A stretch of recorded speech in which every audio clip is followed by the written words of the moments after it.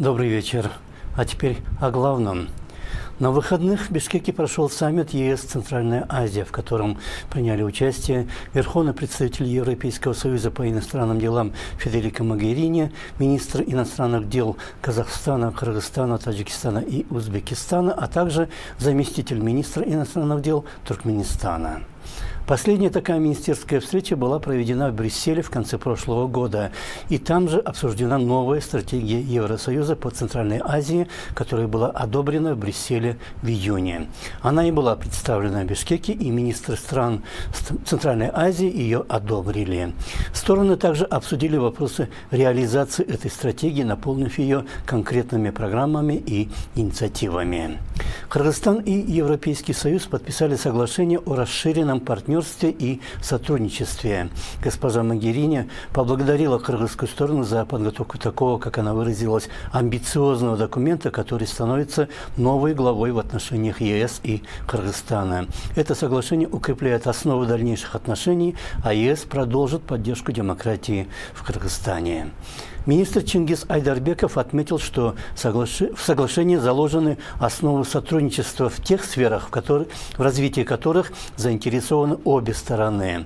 Кыргызстан сейчас продвигает политику цифровизации и развития регионов. Ему также нужна поддержка для достижения целей устойчивого развития ООН.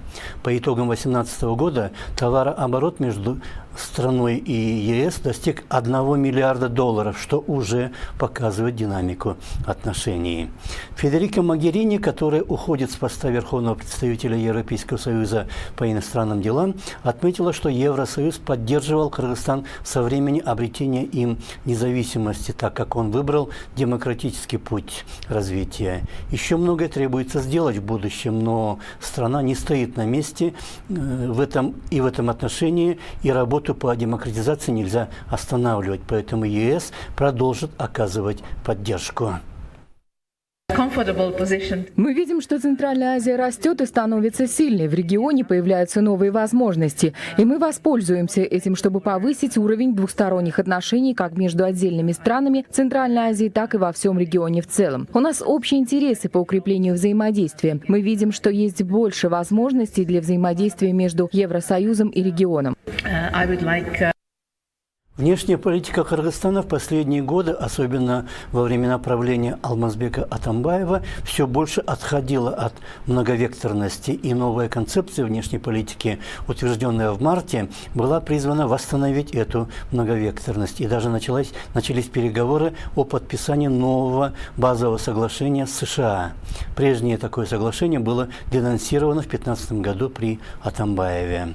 Однако за прошедшие 3 месяца подобные движения как-то снова застопорились, особенно после государственного визита в Кыргызстан президента России в конце марта. Поэтому эту министерскую встречу с верховным представителем Евросоюза, организованную в Бишкеке, можно рассматривать в некоторой степени как новую попытку возвращения многовекторности во внешнюю политику страны.